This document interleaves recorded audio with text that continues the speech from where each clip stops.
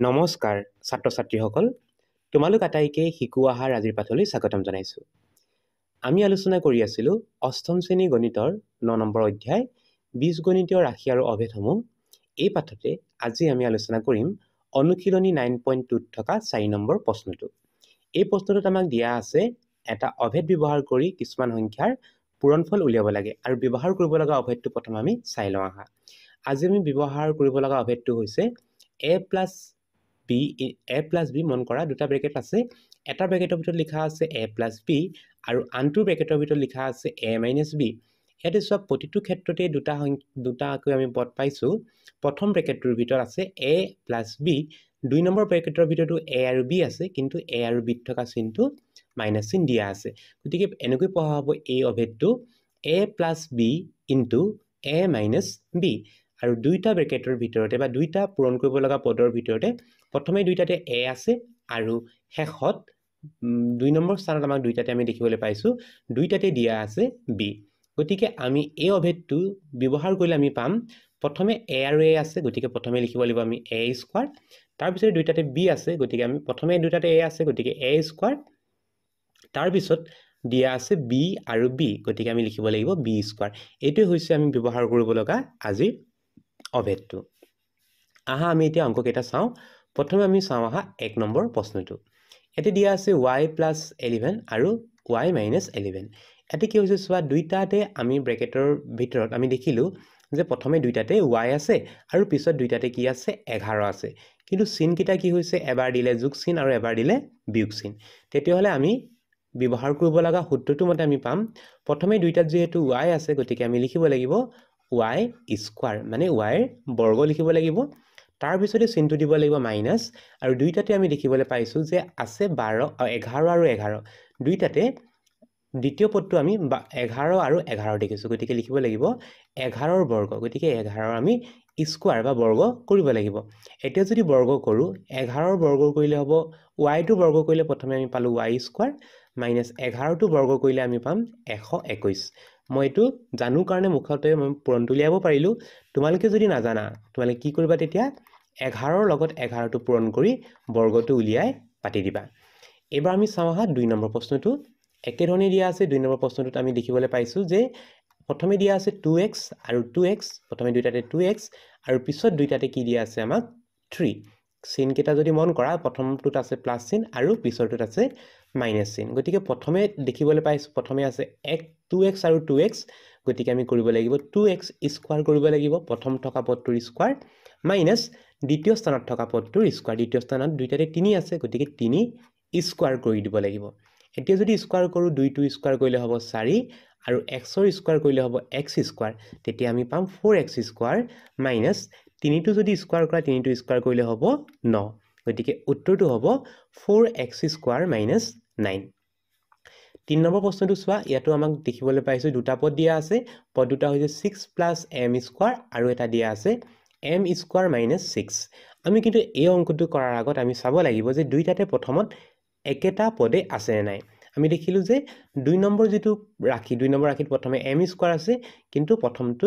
বা প্ৰথম ৰাখিটোত প্ৰথম স্থানত m স্কয়াৰটো দিয়া নাই গতিকে আমি পদ দুটা প্ৰথমে সজাই লম আমি কি কৰিম ইয়াত যে প্ৰথম পদটো আমি দেখিব পাইছো 6 plus m স্কয়াৰ আমি একে লিখিলম যে m স্কয়াৰ plus 6 আমি লিখিম m স্কয়াৰ plus 6 আৰু এটা লিখিম আমি দ্বিতীয় পদটো লিখিম m স্কয়াৰ minus 6 এতিয়া আমি অলপ আগত কৰা অংক কেইটাৰ নিচিনা মিলিলে দুইটাতে প্ৰথমে আছে m স্কয়াৰ গতিকে আমি প্ৰথমে m স্কয়াৰৰ স্কয়াৰ কৰিব লাগিব মাইনাস দুইটাতে দ্বিতীয় স্থানত 6 আছে গতিকে আমি লিখিব লাগিব 6 স্কয়াৰ এতিয়া আমি যদি স্কয়াৰ কৰো তেতিয়া হলে m স্কয়াৰ কৰিলে ঘাত কেইটা পূৰণ হ'ব 2 আৰু 2 2 দুগুণ 4 হয় গতিকে আমি প্ৰথমে পালো m to the power 4 minus 6 বা 6 টো যদি স্কয়াৰ কৰা তেতিয়া হ'ব 6 6 গুণ 36 গতিকে আমি সমাধানটো পালো যে m to the power 4 minus 36 এবাৰ আমি চাও হা 4 নম্বৰ প্ৰশ্নটো ইয়াতে প্ৰথমে দিয়া আছে ax স্কয়াৰ আৰু দ্বিতীয় স্থানত দিয়া আছে by গতিকে প্ৰথমে আমি কি কৰিব লাগিব আৰু চিন কিটা দেখিছো এটা মাইনাস আৰু এটা প্লাসত দিয়া আছে গতিকে প্ৰথম স্থানত থকা পদ কেইটাৰ বৰ্গ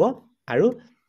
দ্বিতীয় স্থানত থকা পদ কেইটাৰ বৰ্গ লব লাগিব প্ৰথমতে আছে ax স্কয়াৰ গতিকে আমি প্ৰথমে লিখিব লাগিব ax square square minus B বা দ্বিতীয় স্থানত থকা পদটো হৈছে বি ৱাই গতিকে লিখিব লাগিব বি ৱাই স্কোৱাৰ এতিয়া আমি স্কোৱাৰবোৰ কৰি যাওঁ প্ৰথমে আছে এ টু স্কোৱাৰ কৰিলে হ'ব এ স্কোৱাৰ আৰু এক্স স্কোৱাৰ কৰিলে হ'ব x to the power 4 minus তাৰ পিছৰ পদটোৰ কাৰণে প্ৰথমে বি আছে বিটো যদি বৰ্গ কৰা তেতিয়া হ'ব বি স্কোৱাৰ আৰু ৱাইটো বৰ্গ কৰিলে হ'ব ৱাই স্কোৱাৰ গতিকে পূৰণফলটো হ'ব তেতিয়াহ'লে A square X to the power 4 minus B square Y square এবাৰ আমি চাওঁ আহক 5 নম্বৰ প্ৰশ্নটো ঠিক একেধৰণে আমি কৰিব লাগিব ইয়াতে দেখিছোঁ যে দুইটা ক্ষেত্ৰতে প্ৰথমে 1 আৰু তাৰ পিছৰ পদটো কি দিয়া আছে আমি 1 দেখি প্ৰথমে দুইটা পদতে 1 দিয়া আছে আৰু দ্বিতীয় স্থানত দুইটা পদতে x two the power m আৰু ইয়াতে x two the power m হয় x two the power m দিয়া আছে আৰু এই পদ দুটা এবাৰ মাইনাস চিন আৰু এবাৰ প্লাস চিনত আহিছে গতিকে প্ৰথমে আমি প্ৰথম স্থানত থকা যেটো পদ 1 আমি তাক 1 ৰ স্কয়াৰ কৰিব লাগিব বিয়োগ চিন দিম তাৰ পিছত দ্বিতীয় স্থানত যেটো পদ আছে দ্বিতীয় স্থানত আছে x two the power m আমি গতিকে x two the power m ৰ কি কৰিব লাগিব বৰ্গ বা স্কয়াৰ কৰিব লাগিব এতিয়া যদি আমি স্কয়াৰ কৰো 1 টু স্কয়াৰ কৰিলে হ'ব 1 আৰু x two the power m ৰ যদি স্কয়াৰ কৰো তেতিয়া হ'ব x two the power 2m এতে ঘাত কেটা পূৰণ কৰিব লাগে m ৰ লগত 2 পূৰণ কৰিলে হ'ব 2m গতিকে হ'ব 1 minus x to the power twice m এবাৰ আমি চাওঁ আহা 6 নম্বৰ প্ৰশ্নটো 6 নম্বৰ প্ৰশ্নটো দিয়া আছে 61 into 59 এতিয়া আমি যেহেতু আমি যেটো ব্যৱহাৰ কৰি থকা অভেদ হেতু হৈছে a plus b আৰু a minus b গতিকে প্ৰথম আমাৰ কাম হ'ব আমাক পূৰণ কৰিব দিয়া পদ দুটা যোগ আৰু বিয়োগত ভাঙি দেখাই ল'ব লাগিব যদি ভাঙি দেখাও তেতিয়া হলে আমি পাম যে 61 তে বুজাইছে 60 plus 1 60 যোগ 1 আৰু ঠিক একে ধৰণে 60 ৰ পৰা যদি 1 টো বিয়োগ কৰা তেতিয়া হ'ব 59 গতিকে আমি সূত্ৰটো যদি আমি চাওঁ তেতিয়া হলে প্ৰথমে আছে 60 গতিকে আমি 60 স্কয়াৰ কৰিব লাগিব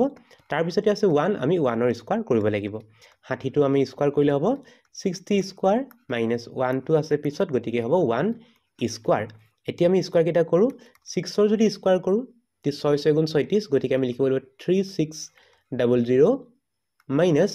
1 এতিয়া আমি 3600 ৰ পৰা 1 টো বিয়োগ কৰিব লাগিব 3600 ৰ পৰা 1 টো বিয়োগ কৰিলে হ'ব 3599 এটো হ'ব পূৰণফল বা সমাধান এবাৰ আমি চাওঁ আহা 7 নম্বৰ প্ৰশ্নটো ইয়াতে আমাক দিয়া আছে 106 আৰু 94 দিয়া আছে প্ৰথমে তোমালকে ভাঙি লবা 106 মানে হৈছে 106 যোগ 6 তাৰ পিছতে 94 বা 94 মানে হৈছে 100 বিয়োগ 6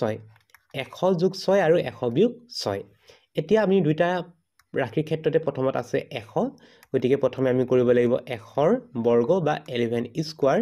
মাইনাস দুইটাতে দ্বিতীয় স্থানত আছে 6 বা 6 গতিকে আমি কৰিব লাগিব 6 স্কয়াৰ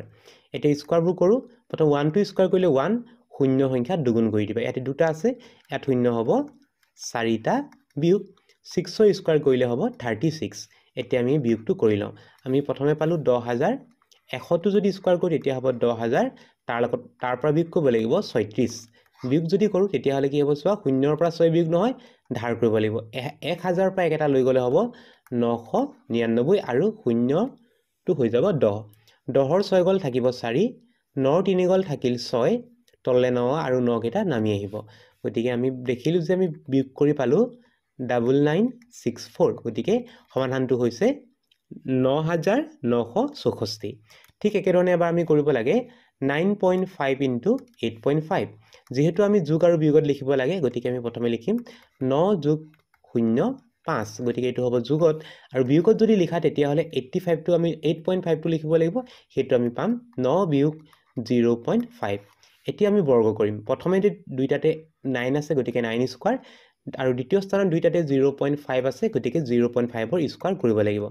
9 টো যদি স্কয়াৰ কৰো হ'ব 9 স্কয়াৰ মাইনাস 0.5 টো স্কয়াৰ কৰিব লাগিব গতিকে 0.5 স্কয়াৰ লিখিলো প্ৰথমে 9 টো স্কয়াৰ কৰিম 9 টো যি স্কয়াৰ কৰিলে হ'ব 9 9 81 বিয়োগ তাৰ পিছতে আমি স্কয়াৰ কৰিম পইণ্ট বৰ্গ কৰিব লাগিব আমি 0.5 স্কয়াৰ 25 ৰ 5 ৰ বৰ্গটো 25 হয় 25 লিখি লম আৰু বৰ্গ যদি কৰো ইয়াত এটা আগত দশমিক আছে বৰ্গ দুটা আগত দশমিকটো পঠাই দিবা আৰু এতিয়া বিয়োগ কৰিব লাগে বিয়োগ কৰিব কাৰণে তোমালকে লিখিবা 81.00 তাৰ পৰা বিয়োগ কৰিব লাগিব 0.25 বিয়োগ কৰো বিয়োগ কৰিলে আমি পাম 5 7 দশমিকটো পোনে পোনে তললে নামি আহিব আৰু ইয়াতে হ'ব 0 আৰু 8 গতিকে আমাৰ যেটো পূৰণফলটো পালো আমি 80.75 ছাত্ৰ ছাত্ৰীসকল আজিৰ পাঠটি ইমানেই আছিল। আজিৰ পাঠটি ইমানতে সামৰিছোঁ। নতুন এটি পাঠৰ আলোচনাৰ সৈতে তোমালোকক পুনৰ লগ পাম বুলি আশা ৰাখিলোঁ। নমস্কাৰ।